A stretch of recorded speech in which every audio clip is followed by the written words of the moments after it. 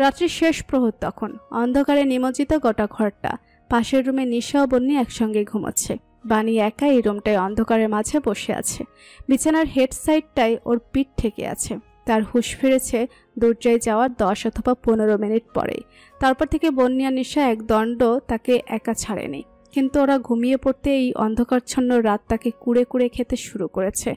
কানের কাছে বাজছে হিরণের বলা কথাগুলো। মনে পড়ে যায় নিজের প্রেগনেন্সির নিউজ জানতে পেরে ওর অনুভূতি। আর 10টা সাধারণ নারীর মতো বানি খুশি হতে পারেনি বাচ্চাটার অস্তিত্বের কথা জানতে পেরে। কেমন যেন অনুভূতি শূন্য মনে হচ্ছিল নিজেকে। কোনো সিদ্ধান্ত নিতে পারছিল না, নির্লিপ্ত ছিল। কিন্তু তার সিদ্ধান্ত নেওয়াটা সহজ হয়ে যায় যখন ডাক্তার তাকে জানায় ওর ফিজিক্যাল কন্ডিশন এই বেবিকারির মতো স্টেবল নয়। আর যদি বানি এই প্রেগনেন্সি কন্টিনিউ করতে চায় তবে এতে তার লাইফ রিস্কে রয়েছে। বানি নিষ্ঠুর ছিল সে মুহূর্তে। এটা সত্য যে আগে তার নিজের জীবনের প্রতি কোনো মায়া ছিল না, কিন্তু এখন আছে। নিজের জন্য না, বরং নিজের মেয়ের জন্য। বন্নি আছে, ওই বাচ্চাটার জন্য হলেও তাকে বেঁচে থাকতে হবে।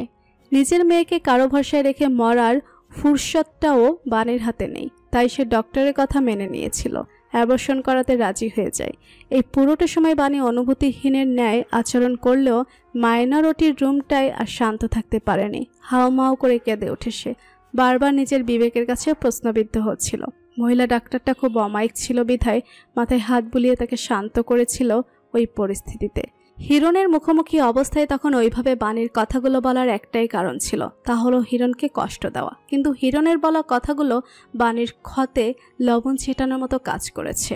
অপরাধবোধ আবার পিষ্ট করে দিচ্ছে তাকে। চারপাশটা কেমন অসহায় লাগছে হুট করেই।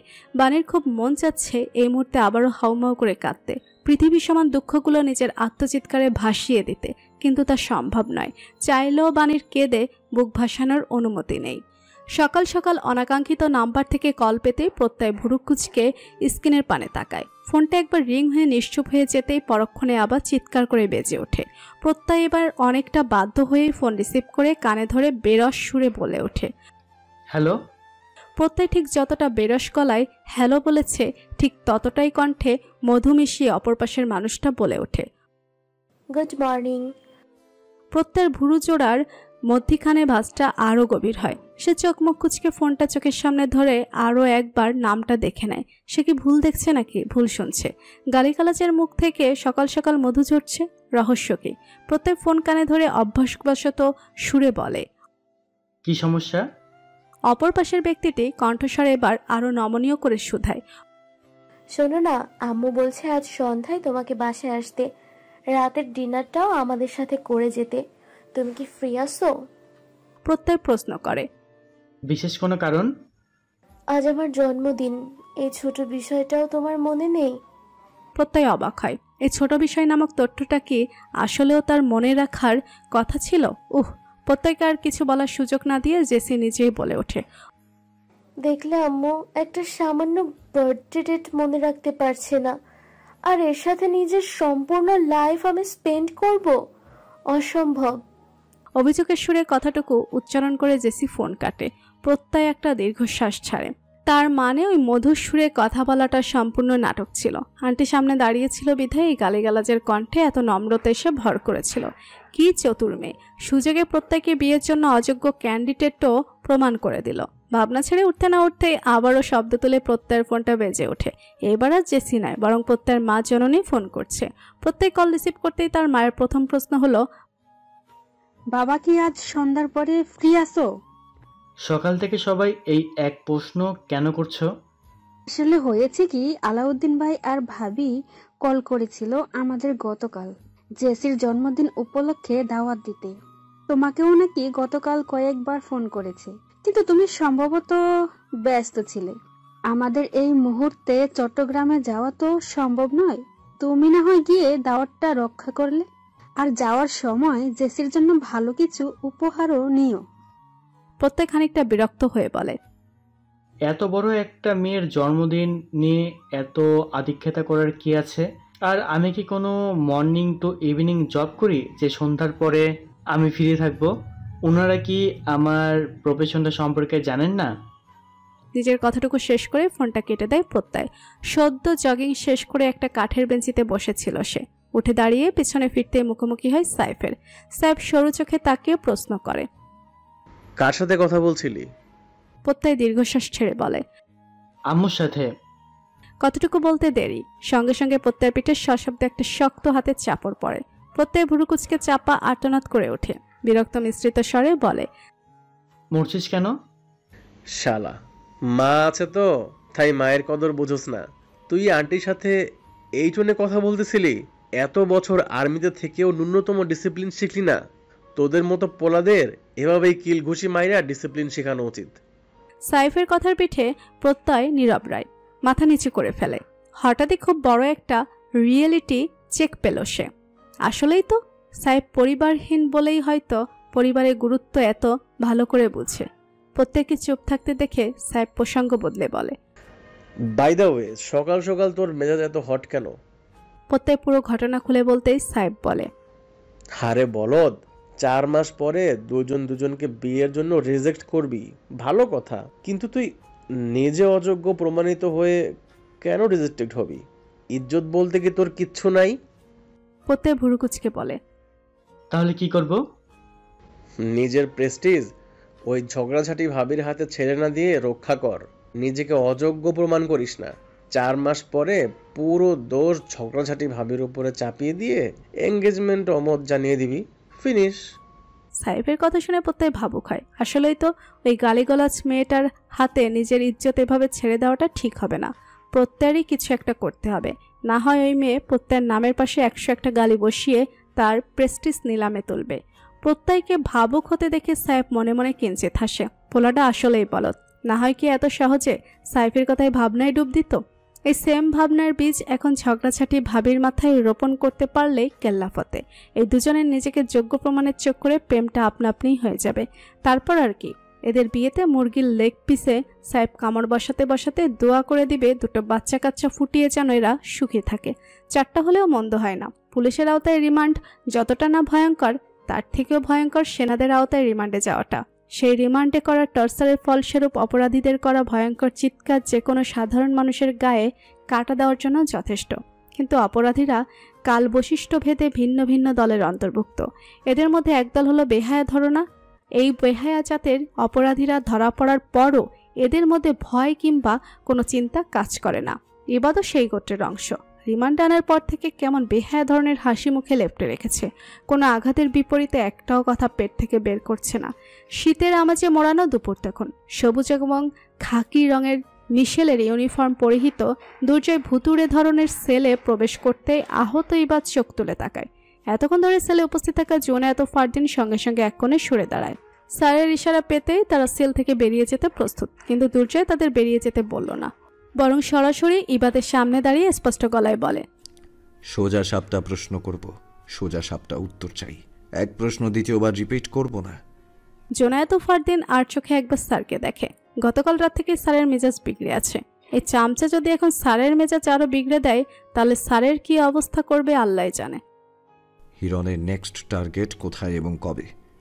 ইবাদ নিজের বিচ্ছিরি হাসি বহাল রেখে বলে, ভুল মানুষকে ভুল প্রশ্ন করছেন মেজর। আমি বিশ্বাসঘাতক নই। যার নুন খেয়েছি তার প্রতি বিশ্বস্ত আমি। পুরো দুনিয়া স্যারের সাথে বিশ্বাসঘাতকতা করলেও আমি কখনো করব না। এজন্যই আমাদের পাপের জগতে স্যারের নামের সাথে একমাত্র আমার নাম উচ্চারিত হয়, হিরণ ও ইবাদ। পুরো কথাটা শেষ করার সুযোগ পায় না ইবাদ। তার পূর্বে একটা সিমেন্টের ন্যায় শক্ত হাতে চড় এসে বসে তার ডান গালে। আহত ইবাদ আগে থেকেই দুর্বল ছিল। এই শক্ত চড়ের ভার বইতে না পেরে সে মুহূর্তেই জ্ঞান হারায়। ফারদিন নিচু গলায় বলে, স্যার, আর আধা ঘন্টার মধ্যেই হেলিকপ্টার এসে পৌঁছে যাবে। দুর্জয় বেরিয়ে যাওয়ার আগে শুধু বলে, বরফ ঠান্ডা পানিতে চুবিয়ে রাখো, জ্ঞান ফিরে যাবে। দুর্জয়ের কথা শুনে জোনায়েতের ঠোঁটের কোণে মিহি হাসি এসে ভিড় করে। শীতকালে কাউকে ঠান্ডা পানিতে চুবাতে পারার মধ্যে একটা পৈশাচিক আনন্দ আছে। আর সেই কেউটা যদি এরকম নেড়ি কুকুর হয়, তাহলে আনন্দের পরিমাণ দ্বিগুণ হয়ে যায়। ইবাদও হিরণকে কঠোর নিরাপত্তার মধ্যে দিয়ে ঢাকার উদ্দেশ্যে নিয়ে যাওয়ার জন্য অপেক্ষমান আছে দুটো হেলিকপ্টার। হেলিকপ্টারে ওঠার ঠিক আগ মুহূর্তে দুর্জয়ের মুখোমুখি এসে থামে হিরণ। মুখে তার অদ্ভুত শীষের সুর, ঠোঁটের কোণে হাসি। দুর্জয় নির্লিপ্ত দাঁড়িয়ে রয়। আচমকা হিরণ মুখ কিছুটা শুরু করে বলে ওঠে, বুম।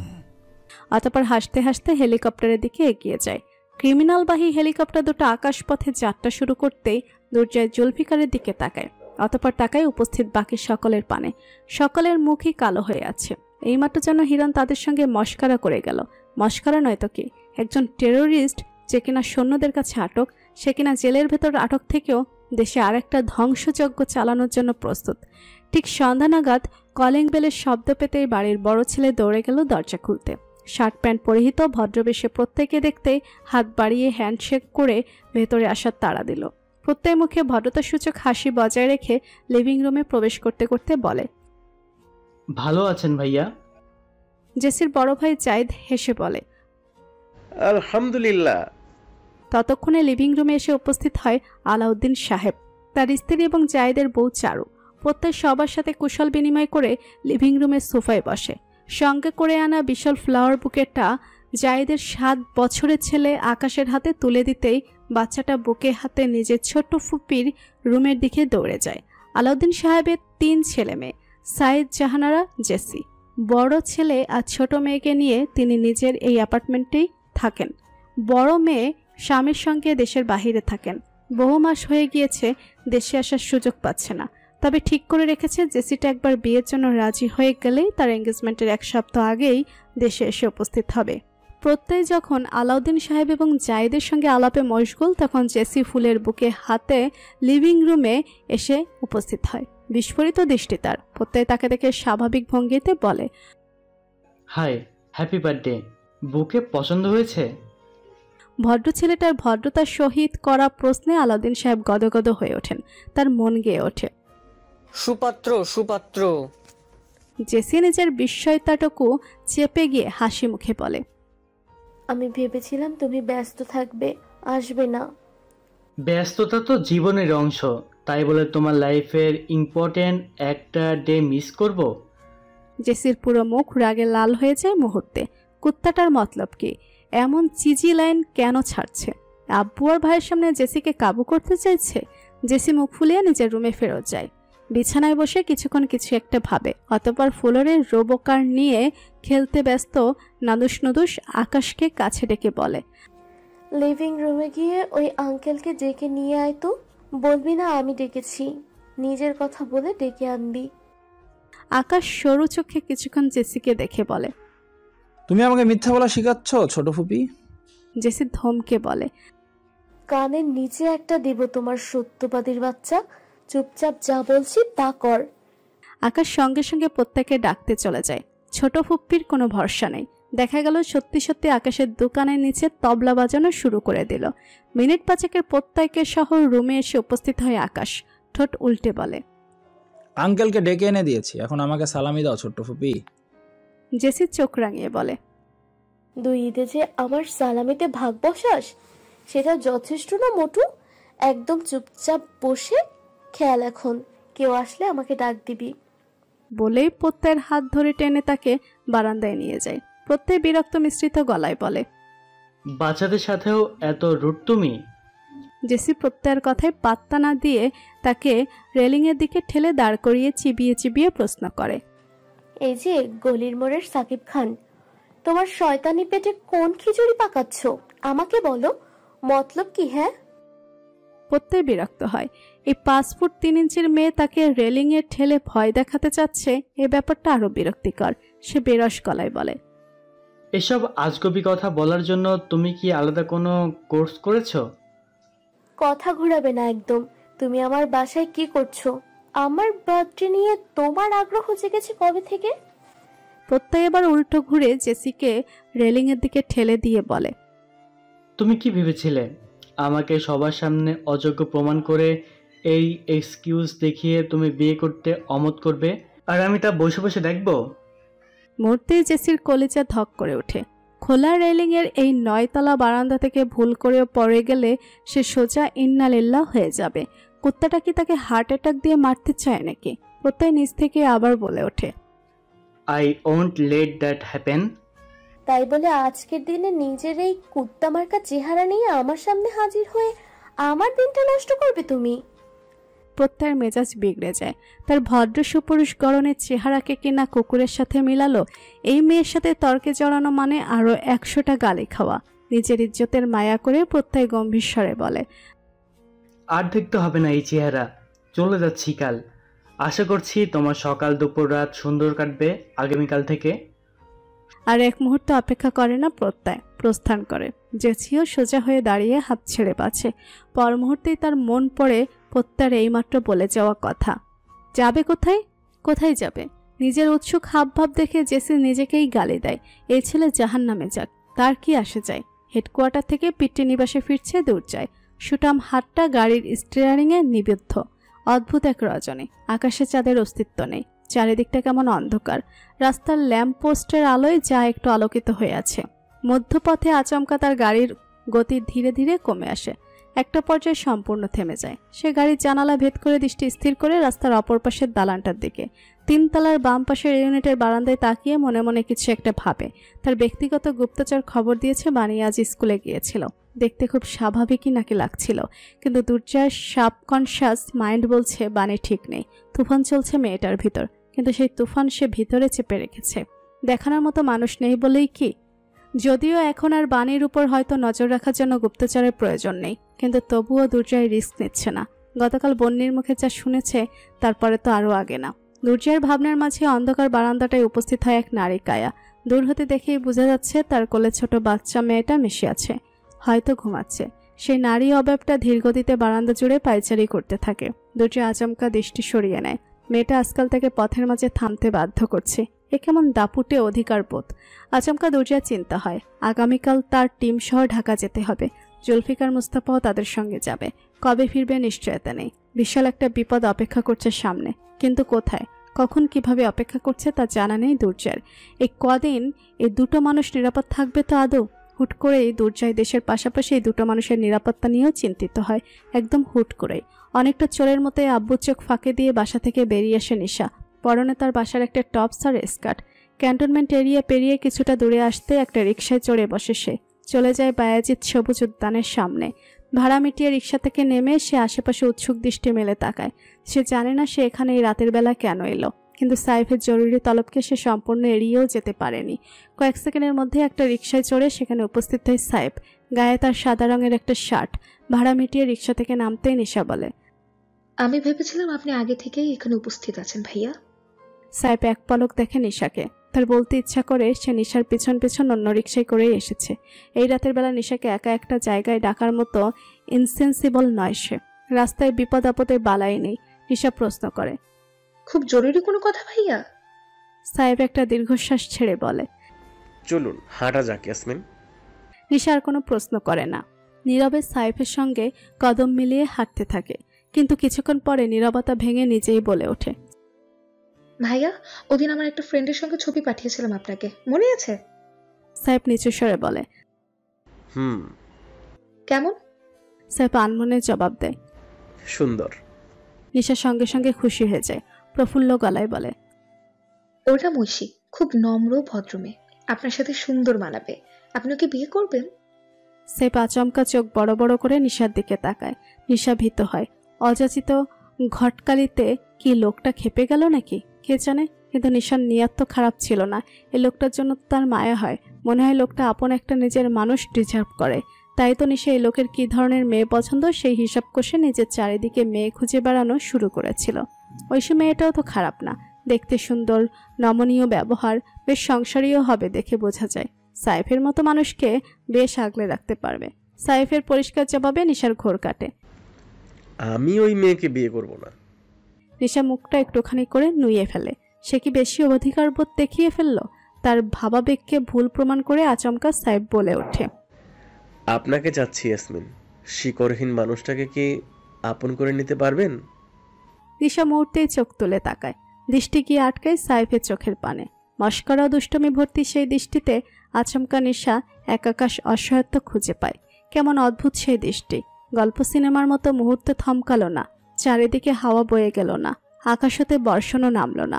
তবে নিশার বুকে অদ্ভুত এক কম্পন শুরু হয়। যেই কম্পন রিক্টার স্কেলের মাত্রা পেরিয়ে তীব্র থেকে তীব্রতার গতিতে বাড়ছে। সাইফের কণ্ঠে অস্থিরতা। সে ফের প্রশ্ন করে, আমাকে আপনার নিজের যোগ্য মনে হয় ইয়াসমিন? তামাটে রঙের মেদহীন লম্বাদেহী পুরুষের অসহায় মাখা গলায় করা সেই প্রশ্নের পিঠে নিশার কণ্ঠনালী বিদ্রোহ করে বসল। বোকা বোকা চোখ মেলে তাকিয়ে থেকে ইতস্তত গলায় জবাব দেয়। কিন্তু ভাইয়া। সাইফ এবার অধৈর্য গলায় নিশাকে মাঝপথে থামিয়ে দিয়ে বলে, ট্রাস্ট মি ইয়াসমিন, আপনার মুখের এই ভাইয়া ডাকটা পৃথিবীর সব থেকে বিষাক্ত শব্দ আমার কাছে। নিশা বিব্রত অনুভব করে। ভাইয়া ডাকটা চেপে গিয়ে নম্র স্বরে বলে, আমার সময় চাই। সাইফ এবার শীতল গলায় বলে, এক জীবন সময় দিলাম, তবে জীবন কতদিনের সেই ধারণা দিতে পারছি না। জীবন ফুরানোর আগে আমাকে জবাবটুকু দিলে মেহেরবানি হতো। সেই রাতটায় নিশা আর একটা কথাও বলতে পারেনি। সাইফ তাকে ক্যান্টনমেন্টের কাছাকাছি পর্যন্ত পৌঁছে দেয়। রিক্সা থেকে নেমে যখন নিশার সামনে এগোনোর জন্য পা বাড়াচ্ছিল, তখন কেবল সাইফ পিছু ডেকে বলেছিল, আগামীকাল ঢাকা যাচ্ছি ইয়াসমিন। কোথাও যাওয়ার পূর্বে বিদায় নেওয়ার অভ্যাসটা আমার মধ্যে নেই। এর অবশ্য কারণ আছে, এতদিন আমার কাছে বিদায় নেওয়ার মতো কাছের মানুষ ছিল না, আজও নিব না।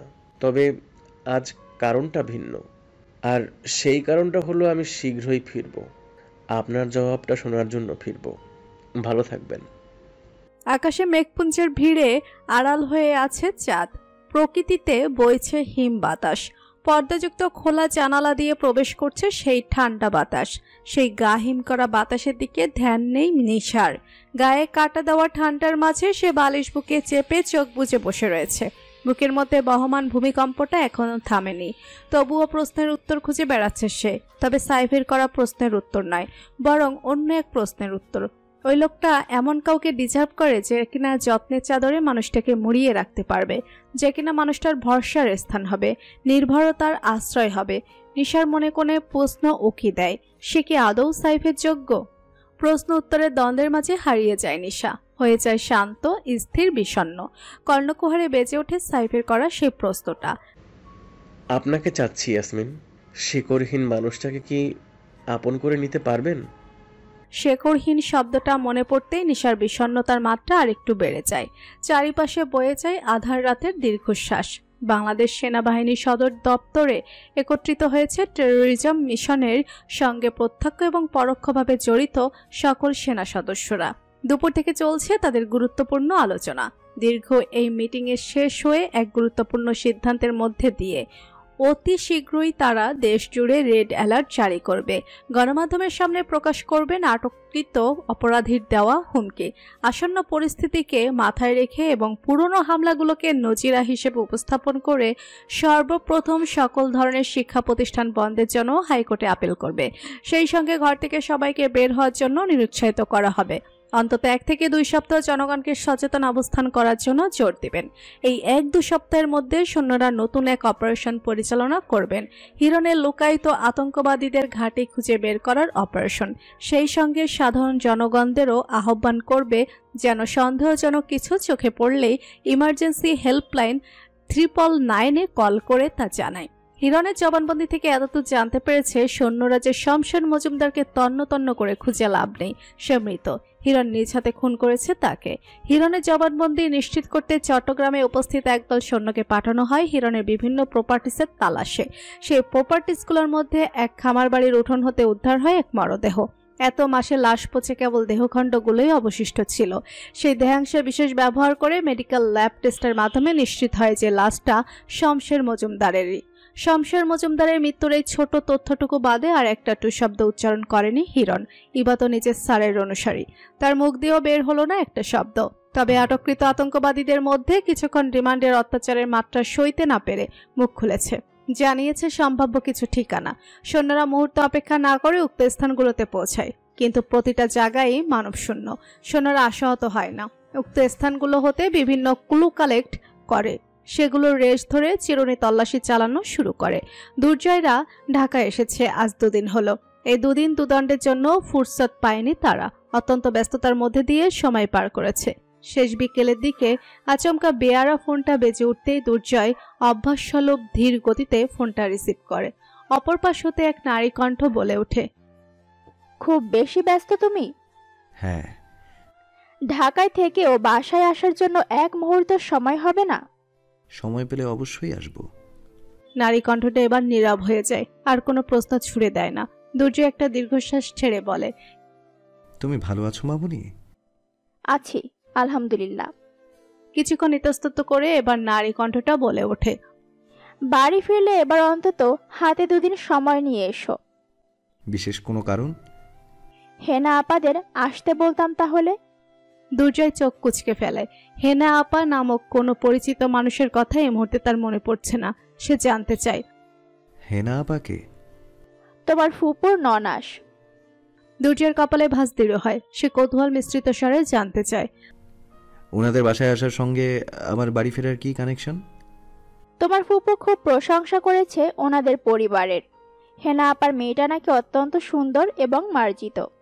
কানাডা থেকে কম্পিউটার সায়েন্সের ওপর মাস্টার্স করে দেশে ফিরেছে সবে। বয়সটাও একদম নাদান নয়, তোমার সঙ্গে মানানসই। তোমার আপত্তি না থাকলে একবার দেখা করার ব্যবস্থা করতাম। মায়ের সূক্ষ্ম ইঙ্গিতটা বুঝতে পেরে দুর্জয় স্পষ্ট গলায় বলে, মেয়েটার ব্যাকগ্রাউন্ড ভালো, তবে আমি ইন্টারেস্টেড নই। মিসেস সুহালা ছেলের উপর কখনোই নিজের কোনো সিদ্ধান্ত চাপিয়ে দেয় না। তবে এইবার তিনি স্বভাবের বাহিরে গিয়ে খানিকটা রাগ দেখিয়ে বলে, তোমার ইন্টারেস্টটা কবে আসবে শুনি? এই বয়সে তোমার আব্বু 2 ছেলের বাপ ছিল, আর তুমি ইউ আর ইম্পসিবল। দুর্জয় মায়ের রাগ দেখে এবার চাপা কৌতুক করে বলে, তোমার অভিযোগটা ঠিক কি নিয়ে মামুনি? আমি এখনো বিয়ে করছি না সেটা নিয়ে, নাকি আমি এখনো বাপ হচ্ছি না সেটা নিয়ে? সুহালা বেগম বাগরুদ্ধ বনে যায়। তার ছেলে কৌতুক করার পাত্র না। তবে আজ ঠিক সময় মতো নিজের কৌতুক দ্বারা সুহালা বেগমকে চুপ করিয়ে দিয়েছে একদম। অতঃপর ভদ্র ছেলের মতো কমল স্বরে বলে, এখন রাখছি মামুনি, খেয়াল রেখো। আল্লাহ হাফেজ। অন্ধকারাচ্ছন্ন আর্মিদের আওতাভুক্ত ছেলে জীবনটা বেশ দুর্বিষহ কাটছে হিরণের। এত বছরের পাপের জীবনে কেউ তার গায়ে হাত দেওয়ায় সাহস পায়নি কখনো। যে হাত তোলার সাহস করেছে সে নিজের হাতের সঙ্গে জীবনটাও খুইয়েছে। কিন্তু এখন রোজকার টর্চারের ফলস্বরূপ আঘাতে আঘাতে সম্পূর্ণ দেহ জর্জরিত। কোমরের আঘাতগুলো খুব গুরুতর। মেঝেতে শুতে নিলে তার টের পায় হিরণ, তবে গায়ে মাখে না সে। শারীরিক আঘাত তো সে কম সয়নি জীবনে। শেষটাতে যখন মেঝেতে শরীরটুকু এলিয়ে দেয় তখন চোখের সামনে ভেসে ওঠে অদ্ভুত এক শৈশব। বয়স হয়তো তখন কেবল 7 ছিল হিরণের। যখন থেকে বুঝতে শিখেছে তখন থেকেই নিজেকে আবিষ্কার করে 4 দেয়ালে আবদ্ধ ভিন্ন এক জগতে। পিতৃমাতৃ পরিচয়হীন এক অনাথ হিসেবে অনাথ আশ্রমটুকুতেই তার ঠাঁই হয়েছিল। অনাথ আশ্রমের মালিক ছিল কালোবাজারের সঙ্গে জড়িত। সমাজে নিজের স্বনামধন্য খ্যাতির পেছনে লুকিয়েছিল তার কলুষিত এক রূপ। সেই রূপটা জড়িত ছিল হাজারো অপকর্মের সঙ্গে। ভালো মানুষের মুখোশ পরে তিনি অনাথ আশ্রমের বাচ্চাদের দ্বারা 2 ধরনের ব্যবসা করতেন। প্রথমটা হলো বাচ্চাদের শরীরে অস্ত্রোপচার করে অবৈধভাবে অর্গান ডোনেশন, আর দ্বিতীয়টা হলো বাচ্চাদের দিয়ে শহরের ব্যস্ত মোড়গুলোতে ভিক্ষা করানো। হিরণের ভাগ্য ভালো ছিল নাকি খারাপ তা তার জানা নেই, তবে সে ছিল ভিক্ষা করানো দলের অংশ। সেই ভিক্ষার রেশ ধরে একদিন তার পরিচয় হয় শমশের মজুমদারের সঙ্গে। মিরপুর 10-এর সামনে বিলাসবহুল গাড়িতে বসে থাকা শমশেরকে দেখে হিরণ বুঝেছিল লোকটা সম্ভ্রান্ত ঘরের। তীক্ষ্ণ বুদ্ধিসম্পন্ন হিরণ 2 টাকা বেশি লাভের আশায় নিজের কথার দ্বারা লোকটার মনোযোগ পেতে সক্ষম হয়েছিল। তবে তার বুদ্ধিমত্তা শমশেরকে এতটাই মুগ্ধ করে যে তিনি পরের দিনই সেই অনাথ আশ্রমে এসে হাজির হয়। উদ্দেশ্য এই সুন্দর দেখতে বুদ্ধিমান বাচ্চাটাকে দত্তক নেওয়া। দত্তকের মানে কি তা বুঝতে অসুবিধা হয়নি হিরণের। তবু এই নিয়ে আলাদা কোনো প্রতিক্রিয়া ছিল না তার। তবে যখন দেখলো অনাথ আশ্রমের বাকি বাচ্চাগুলো তাকে ঈর্ষাপূর্ণ দৃষ্টিতে দেখছে তখন মনে পৈশাচিক আনন্দ অনুভব করে সে। জীবনে প্রথমবারের মতো উপলব্ধি করে অন্যের ঈর্ষার কারণ হওয়া কতটা আনন্দপূর্ণ। মনে মনে প্রতিজ্ঞাবদ্ধ হয় একদিন সে এমন এক পর্যায়ে পৌঁছাবে যেখানে সবাই তাকে এবং তার ক্ষমতার মাত্রাকে ঈর্ষা করবে। শমশের মজুমদারের হাত ধরে এক বিলাসবহুল বাড়িতে পা রেখে হিরণের চোখ চিকচিক করে উঠেছিল। ভেবেছিল এই বুঝি তার জীবনটা সুন্দর হবে। অন্ধকার চিরে আলোর জগৎ বোধহয় একেই বলে। অবশেষে হয়তো সে একটা পরিবার পাবে। তবে বাস্তবতা ভিন্ন। সেদিন রাতে আউট হাউসে যাওয়ার পথে শমশের তার কাঁধে হাত রেখে গম্ভীর স্বরে বলেছিল, শুনো ছেলে, জীবনে অনেক নির্মল এক খেলার মঞ্চ। এই মঞ্চে প্রতিটা জিনিসই তোমার নিজ যোগ্যতা এবং চেষ্টায় জিতে নিতে হবে। এখানে কেউ তোমাকে সোনার থালায় সাজিয়ে সব দিয়ে দেবে না। এটা হলো আমার তরফ থেকে তোমার প্রথম শিক্ষা। হিরণ অবুঝের ন্যায় তাকিয়েছিল। লোকটার মুখের সেই কথার অর্থ বুঝতে পারছিল না, তবে বুঝতে পারে যখন শমশের মজুমদার আউট হাউসের ভেতর তাকে ঠেলে দিয়ে দরজাটা বাহির থেকে বন্ধ করে দেয়। হিরণ বিস্মিত হয়েছিল। ভিতরটা ছিল গুটগুটে অন্ধকার। আধারকে হিরণ ভয় পেত না, তবে সেকেন্ড 5 পেরোতেই যখন রুমের লাইট জ্বলে ওঠে তখন সে ভীত হয়। রুমের 2 কোণে লোহার শিকল গলায় ঝুলানো 2 কালো রঙের স্বাস্থ্যসম্মত কুকুর বাঁধা ছিল। ক্ষুধার্ত কুকুর দুটোর এক হাত সমান জিভ মুখের বাহিরে ঝুলছিল। হিরণ ভীত হয়ে চিৎকার করে দরজা ধাক্কানো শুরু করে। তার চিৎকারের সঙ্গে তাল মিলিয়ে কুকুর দুটো লেজ নাড়িয়ে সোল্লাসে মেতে ওঠে, যেন ভীত হিরণকে দেখে তারা খুব মজা পাচ্ছে। রুমের এক কোণে ছিল একটা জানালা। সে জানালার বাইরে থেকে শমশের অদ্ভুত হাসি দিয়ে বলেছিল, এইমাত্র যে শিক্ষার বুলি আউলিয়েছে তার জনজীবন ক্লাস এটা। এই রুমটা হলো পরীক্ষার হল। কুকুর দুটো তোমার প্রতিদ্বন্দ্বী, আর রুমের মাঝখানটার রাখা একটু করো বন্ধুটি হলো পুরস্কার। আমি জানি তোমার অনেক খিদে পেয়েছে, দুপুর থেকে না খাওয়া, তাই বন্ধুটিটা কুকুর দুটোর সামনে থেকে ছিনিয়ে নাও, তাহলে তোমার রাতের খাবারটাও তুমি উপার্জন করে নিতে পারবে, আর এই বদ্ধ রুমটা থেকেও বের হওয়ার সুযোগ পাবে। সে রাতে হিরণ বাস্তবতার সম্মুখীন হয়েছিল। বুঝতে পেরেছিল এক অন্ধকার জগৎ থেকে বের হয়ে সে অন্য এক অন্ধকার জগতে পা রেখেছে, যেখানে টিকে থাকাটা তার জন্য সংগ্রাম। আর এই সংগ্রামে জয়ী সে কেবল তখনই হবে যখন কিনা এই শমশের মজুমদার নামক লোকটাকে টপকে গিয়ে নিজের স্থান তৈরি করতে পারবে। হিরণ জয়ী হয়েছিল শেষ পর্যন্ত। শমশের মজুমদারকে টপকে গিয়েছিল সে পাপের জগতে, রাজ্য জয় করেছিল। সেই রাজ্যে এক রমণীকেও রানী বেশে আনতে চেয়েছিল। নিজের অন্ধকার রাজ্যে এক শুভ্র মুক্তার দানার ন্যায় যে আলো ছড়াবে। রমণীকে রানী করে আনার জন্য এক সুন্দর ছক সাজায় হিরণ। রমণীর পিতা মহোদয়কে টাকার বিনিময়ে কন্যাদানের প্রস্তাব দেয়। রমণীর পিতা সেই প্রস্তাবে রাজি হয়, তবে জেদি রমণী সেই প্রস্তাব প্রত্যাখ্যান করে। হেরে যাওয়ার অভ্যাস হিরণের কোনো কালেই ছিল না। জেদি রমণীর প্রত্যাখ্যানকে থোড়াই কেয়ার করে সে তাকে ছিনিয়ে আনে, জগৎ বিচ্ছিন্ন করে ফেলে। আশা ছিল একদিন না একদিন ঠিকই রমণীর মনে ঠাঁই খুঁজে পাবে, কিন্তু জেদি রমণী ভুল করে, হিরণের বিধ্বংসী রাগের শিকার হয়। অতপর রানী না পেলেও হিরণ এক রাজকন্যা পেয়েছিল। রাজকন্যা তার ঘর আর জীবন দুটোই আলোকিত করে রেখেছিল। জীবনের 5টা বছর যেন চোখের পলকেই কেটে গেল। অকস্মাৎ একদিন রাজকন্যা হিরণের নিকৃষ্ট রূপটার সাক্ষী হলো, আর তারপর পৃথিবীটা কেমন মলিন হয়ে গেল হিরণের। মেয়ের ঘৃণার মাধ্যমেই যেন হিরণের পাপের সাম্রাজ্যের ধ্বংস শুরু হয়েছে। বাণী আর বন্নিকে হারিয়ে ফেলা, তার সত্যটা গোটা দুনিয়ার সামনে আসা, অতঃপর পলাতক হয়ে জীবন পার করা। হিরণ দেখতে পেয়েছিল নিজের ভবিষ্যৎ স্পষ্ট দেখতে পেয়েছিল। সে অন্যদের চোখ ফাঁকি দিয়ে যে বেশি দিন পালিয়ে বেড়ানো তার পক্ষে সম্ভব না তা সে বুঝতে পেরেছিল। তাই তো শেষবারের মতো দেশের কালো অধ্যায়ে নিজের নাম লেখার জন্য আরও একটা হামলার প্ল্যান ম্যাপ রেডি করে। এবারের হামলার সঙ্গে জড়িত নেই কোনো বহিরাগত শক্তি, নেই কোনো আলাদা মুখ্য হোতা। এই হামলা একান্তই হিরণের কারুকার্য, একান্তই তার। এই পথের শেষ কোথায় তাও হিরণ ভালো করেই জানে, কিন্তু মানসিক অশান্তি ধীরে ধীরে তাকে নিঃশেষ করে দিচ্ছে। প্রতি মুহূর্তেই সে কানে শুনতে পায় বন্নির বলা, আই হেট ইউ পাপা। শব্দচারটা কর্ণগোচর হতেই হিরণের মাথার ভেতর 100 পিঁপড়া যেন দংশন করা শুরু করে। সেই যন্ত্রণায় সে মাঝে মধ্যে দেয়ালে জোরে জোরে নিজের মাথা ঢুকে, কিন্তু বিন্দু পরিমাণ যন্ত্রণা কমে না, উল্টো যন্ত্রণা তাকে পুরোপুরি গ্রাস করে ফেলে। যখন সে উপলব্ধি করে এই পৃথিবী তার কেউই তাকে চায় না। বাণীর সাথে নিজের দুটো সন্তানকেও হারিয়ে ফেলেছে সে। পথ আলাদা হয়ে গিয়েছে তাদের। কোনো ক্ষমতা খাটিয়েও সেই পথ আর এক হবার নয়। আজ শুক্রবার দিন, স্কুল যাওয়ার কোনো তাড়া নেই আজ, তাই ঘুমটাও ভাঙলো বেশ দেরি করে।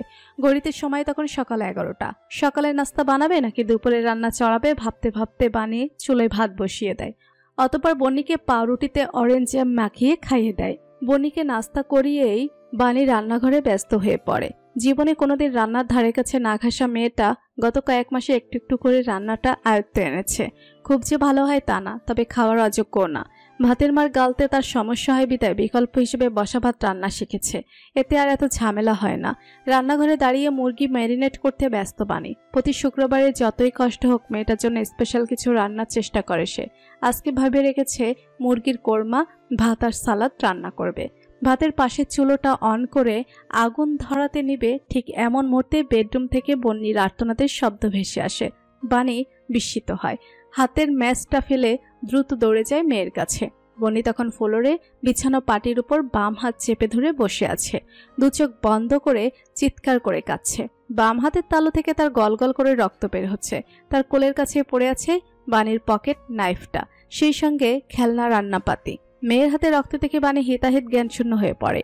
কোনো প্রশ্ন না করে সোজা মেয়েকে কাছে টেনে কোলে তুলে নেয়। কোনো মতে নিজের ওড়নাটা মাথায় টেনে পার্স আর বাসার চাবি নিয়ে সে দ্রুত বেরিয়ে পড়ে। শীতের চাদরে মুড়িয়ে আছে গোটা চট্টগ্রাম শহরটা। ভার্সিটি প্রাঙ্গণে বসে আছে এক বন্ধুমহল, হাসি ঠাট্টায় মাতিয়ে রেখেছে চারিপাশটা। বন্ধুমহলের আড্ডাটা সে যে কখন জেসির বিয়ের ব্যাপারে এসে স্থির হলো তা জেসি নিজেও বুঝতে পারল না। কথায় কথায় জেসির ঘনিষ্ঠ বান্ধবী মুন সবাইকে জানায় জেসির বিয়ে করতে না চাওয়ার ব্যাপারটা। বন্ধুমহলের সবথেকে বিচক্ষণ ছেলে ফরহাদ সবটা শুনে সিরিয়াস ভঙ্গিতে বলে, এমন না যে তুই এখন বিয়ে করতে চাচ্ছিস না, আবার পাশাপাশি তোর কোনো সম্পর্কও নেই, তাহলে বিয়ে করতে সমস্যাটা কোথায়? জেসি মুখ কালো করে বলে, ছেলেটা অসভ্য, আমার এক বিন্দু পছন্দ না। ফরহাদ মুখের সিরিয়াসনেসের মাত্রা আরেকটু বাড়িয়ে জানতে চায়, কি অসভ্যতামি করেছে তোর সাথে? জেসি দ্রুত মুখ চালিয়ে কিছু বলতে নিয়েও জবাব খুঁজে পায় না, মুখ কালো করে বসে রয়। মন নিজেই বলে, একবার লাইব্রেরিতে একটা সিলি ম্যাটারে এদের ঝগড়া হয়েছিল, আর একবার অ্যাক্সিডেন্টলি রাস্তায় দেখা হয়েছিল এদের। সেইবার জেসি ইনজুর্ড হয়েছিল সামান্য, কিন্তু ভাইয়া ইন্টেনশনালি ওকে ইনজুর্ড করেনি। আর এই সামান্য বিষয়কে কেন্দ্র করে এই বলদি এত তামাশা করে বেড়াচ্ছে। সব কিছু নিয়ে বাড়াবাড়ির স্বভাবটা এখনো ছাড়তে পারছে না। জেসি চোখ রাঙিয়ে তাকাতেই মন বলে, এভাবে তাকাচ্ছিস কেন? ভুল বলেছি আমি? ফরহাদ এবার বিজ্ঞান ন্যায় বলে, তুই আমার দিকে তাকা জেসি, আমার কথা মন দিয়ে শোন। তুই নিজেই বা সব সময় বলতি যে আঙ্কেল যাকে পছন্দ করবে তুই তাকেই বিয়ে করবি। তুই ভুল পাত্র চুজ করতে পারিস, কিন্তু আঙ্কেল কখনো নিজের মেয়ের জন্য খারাপ কাউকে চুজ করবে না। এই বিশ্বাস মনে রেখেই কিন্তু তুই কখনো কোনো প্রেম ঘটিত বিষয়ে জড়াসনি। আর আজ যখন আঙ্কেল সত্যি সত্যি তোর জন্য কাউকে সুযোগ্য মনে করলো, তখন তুই তাকে রিজেক্ট করার জন্য কেন উঠে পড়ে লেগেছিস? তোর এই রিজেকশনের পেছনে কোনো স্ট্রং ভ্যালিড রিজন নেই তো। It is nothing but your child's ego. Get over it. যতদূর শুনলাম I think is a good guy. নিজের এই ছোট্ট সামান্য বিষয়ে ঘিরে বাড়াবাড়ি করা স্বভাবটা একপাশে রেখে গিভ হিম এ চান্স। ফরহাদের কথা শুনে জেসি চোপড়ায় উদাস চোখে আকাশ পানে তাকায়। সে কি আসলেই বেশি বেশি করে ফেলেছে? জেসি পুরনো ঘটনাগুলো চোখের সামনে রিওয়াইন্ড করার চেষ্টা করে, অতঃপর মনে করে নিজের আপুর কথা। জাহানারা আফুও তো আব্বুর পছন্দের ছেলেকে বিয়ে করেছে। আপু তো এখন দুলাভাইয়ের সঙ্গে বেশ ভালোই আছে। সেই একই আব্বু কি নিজের ছোট মেয়ের জন্য ভুল কাউকে পছন্দ করবে? এটাও কি আদৌ সম্ভব, নাকি জেসি কোথাও ভুল করছে? বহু ভেবে উত্তর খুঁজে পায় না জেসি। উত্তরের বদলে মাথাটা ভারী অনুভব করতে শুরু করে। উদাস ভঙ্গিতে ব্যাগ নিয়ে আড্ডা থেকে প্রস্থান করে।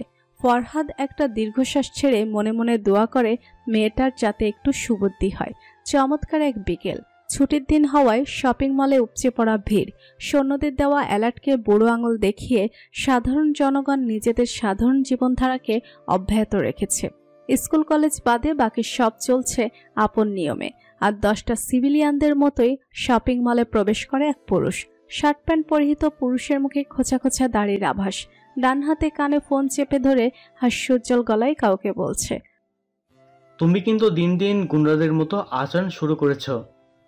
ফোনের অপর পাশ হতে এক নারী গলা বলে ওঠে, 100 বার করব। কটা দিন ছুটি নিয়ে বাসায় বসে থাকলে কি হয় তোমার? তুমি যতক্ষণ বাইরে থাকো আমার ওপর দিয়ে কি তুফান বয়ে যায় তুমি জানো? আজকে বাসায় আসো, তোমাকে রুমবন্দি করে রেখে দেব। পুরুষটা এর সকলেটার উঠে দাঁড়িয়ে হাসি চেপে বলে, অন ডিউটি অফিসারকে হুমকি দিচ্ছেন ম্যাডাম? আপনার নামের পাশে চার্জশিট বসাবো। 4th ফ্লোরে পৌঁছে কিডস সেকশনের দিকে ঘুরে বেড়াচ্ছিল অজ্ঞাত পুরুষটা। তখনও ফোন আলাপে মশগুল সে। নির্দিষ্ট সবটা খুঁজে পাওয়ার জন্য চারিদিকে সূক্ষ্ম দৃষ্টি মেলে দেখতে থাকে। আচমকা কাঁধে বিশাল ব্যাগবাহী এক ছেলের পানে তার দৃষ্টি স্থির হয়। গোয়েন্দাপূর্ণ দৃষ্টিতে মুহূর্তেই ভাঁজ পড়ে। ফোনের অপর পাশ হতে ভেসে আসা কথাগুলোর দিকে আর তার ধ্যান থাকে না। শান্ত গলায় বলে, পরে কথা বলছি বলেই ফোনটা পকেটে ভরে ফেলে। ব্যাগবাহী যুবক দূর হতে ইশারায় লাল শার্ট পরিহিত আরেকজন যুবককে কিছু একটা ইঙ্গিত দেয়। তীক্ষ্ণ বুদ্ধিসম্পন্ন পুরুষের দৃষ্টি এড়ায় না তা। সে সেই যুবকদের অনুসরণ করতে এগিয়ে যায়। লাল শার্ট পরিহিত যুবকটা এবং অপর যুবকটা দ্রুত ওয়াশরুমের দিকে এগিয়ে যায়। পুরুষটা ওয়াশরুমের দরজার কাছে গিয়েই দেখে দরজাটা ভেতর থেকে লকড। মনে মনে পুরো হিসাবটা মেলাতেই সে পুরুষ ভিতরে আতঙ্ক এবং উত্তেজনা অনুভব করে। তবে তা বাহিরে প্রকাশ না করে দ্রুত নিজের পকেট থেকে ফোন বের করে কাউকে কল লাগায়। ফোনটা রিসিভ হতেই তাড়া দিয়ে বলে, বসুমতী শপিং কমপ্লেক্স, এখনই team Pathao. It's on emergency. অর্ডারটা বুঝিয়ে দিয়েই কলটা কেটে নিজের কন্ট্যাক্ট লিস্ট হতে আরেকটা নাম্বার ডায়াল করে সে। অপর পাশ হতে ফোনটা রিসিভ হতেই পুরুষটা স্পষ্ট গলায় বলে, অফিসার শোভন মোহতাসিম চৌধুরী বলছিলাম। To suspend person is directed. সন্দেহ করেছি যেই ডুমসকে অ্যাটাকের হুমকি দেওয়া হয়েছিল সে অ্যাটাক ঘটতে চলেছে। লোকেশন বসুমতী শপিং কমপ্লেক্স। দ্রুত আসুন, আপনার এবং আপনার টিমের অপেক্ষায়। শপিং মলের সর্বত্র অ্যানাউন্সমেন্ট করে চেঁচিয়ে বলা হচ্ছে, আপনার দ্রুত শপিং মল ছেড়ে বেরিয়ে যান। এখানে আতঙ্কবাদীদের আনাগোনার আশঙ্কা করা হচ্ছে। মানুষজন যে যেভাবে পারছে দৌড়ে পালানোর চেষ্টা করছে। মিনিট একের মাঝে এক ধরনের হট্টগোল বেঁধে গেল। অফিসার শোভন নিজের পিস্তল হাতে এক পিলারের আড়াল হতে নজর রাখছে বাথরুমের দরজার পানে। তীব্র উৎকণ্ঠায় তার শরীর মৃদু কাঁপছে। চোখের সামনে ভেসে উঠছে পুরনো স্মৃতি। আচমকা ওয়াশরুমের দরজাটা খুলে যায়। বেরিয়ে আসে 4 জন যুবক। গায়ে ঝুলে আছে তাদের আত্মঘাতী বোমা। লাল শার্ট পরিহিত পুরুষটা নিজের হাতের রিমোট জাতীয় যন্ত্রটা আঙুল দ্বারা চেপে ধরতে নিলে শোভন দ্রুত আড়াল হতে তার কপালের মাঝ বরাবর গুলি ছুড়ে। যুবকটা মুহূর্তেই ফ্লোরে লুটিয়ে পড়ে। মানুষজনের চেঁচামেচি আরও বেড়ে যায় ফায়ারিংয়ের শব্দে। বাকি 3 জন আতঙ্কবাদী ততক্ষণে 3 দিকে ছড়িয়ে পড়েছে। শোভন দিশেহারা, কোন দিকে যাবে সে? একা হাতে সম্পূর্ণ সিচুয়েশনটা সামলানো তার পক্ষে সম্ভব নয়। তবুও সে মনোবল হারায় না। আর কিছুক্ষণ শুধু তার ট্যাকেল দিতে হবে। পুলিশ বাহিনী আসছে, সেনাবাহিনীও আসছে। সবটা সামলে নেবে সবাই মিলে, কিচ্ছু হবে না। সড়ক পথে দাপুটে গতিতে এগিয়ে যাচ্ছে সেনাবাহিনীর গাড়ি। গন্তব্য বসুমতী শপিং কমপ্লেক্স। উৎকণ্ঠায় সবার হাত পা কাঁপছে। হিরণের বলা সেই ডুমসডে অ্যাটাকটা তবে সত্যি হতে চলেছে। শপিং কমপ্লেক্স হতে তাদের দূরত্ব আর কেবল 5 মিনিট। গাড়ির পেছনে বসে যখন প্ল্যান সাজাতে ব্যস্ত লেফটেন্যান্টরা, ঠিক সেই মুহূর্তে সাইফের ফোনটা সশব্দে বেজে ওঠে। বাকি 5 জন তার দিকে বড় বড় চোখ করে তাকায়। সাইফ বলে, ধুরবাল, তাড়াহুড়ায় সাইলেন্ট করার কথা খেয়াল ছিল না। ওয়েট। ফোন সাইলেন্ট করার উদ্দেশ্যে পকেট থেকে বের করতে স্ক্রিনের নামটা দেখে সাইফ অবাক হয়। পরপর কোনো কিছু তোয়াক্কা না করে কলটা রিসিভ করে কানে ধরে। অপর পাশ হতে একটা রমণী ব্যস্ত গলায় বলে, আপনি আমায় সেদিন প্রশ্ন করেছিলেন আপনি আমার যোগ্য কিনা। সেই প্রশ্নের কোনো উত্তর খুঁজে পাইনি আমি। তবে একটা নতুন প্রশ্ন সেই রাতের পর থেকে আমাকে খুব বিরক্ত করছে। সাইফ বিস্ময়তা চেপে গিয়ে জানতে চায়, কি প্রশ্ন? আমাকে কি আপনার নিজের যোগ্য মনে হয় লেফটেন্যান্ট তামজিদ সাইদ? সাইফ অবাক হয়, বাকরুদ্ধের ন্যায় বসে থাকে। ফোনের অপর পাশে রমণী আবার তাড়া দিয়ে বলে, আমি আপনার শেখর হতে রাজি, যদি আপনি আমাকে নিজের যোগ্য মনে করেন। বলুন না, আমি কি আপনার যোগ্য? সাইফ এলোমেলো গলায় আওড়ায়, হ্যাঁ আপনি যোগ্য, একটু বেশি যোগ্য। রমণী এবার লাজুক হেসে শান্ত গলায় বলে, দ্রুত ফিরে আসুন, অপেক্ষায় থাকবো। অপর পাশ থেকে ফোনটা কেটে গেল। সাইফ অবিশ্বাস্যকর দৃষ্টি মেলে বসে রয়। বাকি 5 জন অবাক হয়ে তাকে দেখছে। জুনায়েদ সাইফের পাশে বসা ছিল। সে ওকে সামান্য ধাক্কা মেরে বলে, কে কল করেছিল? সাইফ ফ্যাল দৃষ্টি মেলে জুনায়েদের দিকে তাকায়। পরপর স্ফুট উচ্চারণ করে, আমার এই মিশন শেষ করে ফিরতে হবে। আর কিছু বলতে পারে না সাইফ। শব্দগুলো তার গলার কাছে এসে দলা পাকিয়ে যায়। পিছুটানহীন সাইফ, যে কিনা প্রতিটা অপারেশনে যাওয়ার সময় দোয়া করত যেন সে শহীদের মর্যাদা লাভ করতে পারে, সে প্রথমবারের মতো বেঁচে থাকার স্পৃহা অনুভব করে। কেউ একজন আছে যে এখন তার অপেক্ষায় পৌঁছে থাকবে। তার তাগিদে সাইফের ফিরতে হবে। সেনাবাহিনী 3টা গাড়ি বসুমতী শপিং কমপ্লেক্সের সামনে এসে থামাতেই সৈন্যরা গাড়ি থেকে ঝাঁপিয়ে নিচে নামে। দৌড়ে এগিয়ে যায় কমপ্লেক্সের এন্ট্রেন্সের দিকে। সবুজ ও খাকি রঙের মিশেলের ইউনিফর্ম পরিহিত মেজর শাহরিয়া দুর্জয়া যখন এন্ট্রেন্সের দিকে পা বাড়াতে নেবে, ঠিক এমন মুহূর্তে তার ফোন ভাইব্রেট করে ওঠে। জুলফিকার মুস্তফার কল হতে পারে ভেবে দ্রুত দুর্জয় পকেট থেকে ফোন বের করে, কিন্তু সেভ করা নাম্বারটা দেখতেই তার কপালে ভাঁজ পড়ে। চেহারায় অদ্ভুত উদ্বেগ ফুটে ওঠে। দ্রুত কলটা রিসিভ করে কানে চেপে ধরতেই অপর পাশ হতে এক পুরুষ তীব্র উৎকণ্ঠা মিশ্রিত স্বরে বলে ওঠে, স্যার, মিস বানি এয়ারপোর্টে সিলিন্ডার বাস্ট হয়েছে, আগুনে দাউ দাউ করছে। মিস বানি আর ব্রুহি। বাকিটা শুনতে পেল না দুর্জয়। শপিং কমপ্লেক্সের ভেতর হতে বোমা বিস্ফোরণের তীব্র শব্দে চারিদিকটা ভারী হয়ে ওঠে। মেজর শাহরিয়ার দুর্জয় থমকে রইল। বিচক্ষণ মস্তিষ্ক শূন্য তখন তার। অদ্ভুতভাবে সারা শরীর টলে উঠল। পাশ ঘেঁষে দৌড়ে যাওয়া এক সৈন্যের ধাক্কায় ফোনটা হাত থেকে পড়ে গেল। দুর্জয় নিষ্পলক স্ক্রিন চোরমার হয়ে যাওয়া ফোনটার দিকে তাকিয়ে থাকে।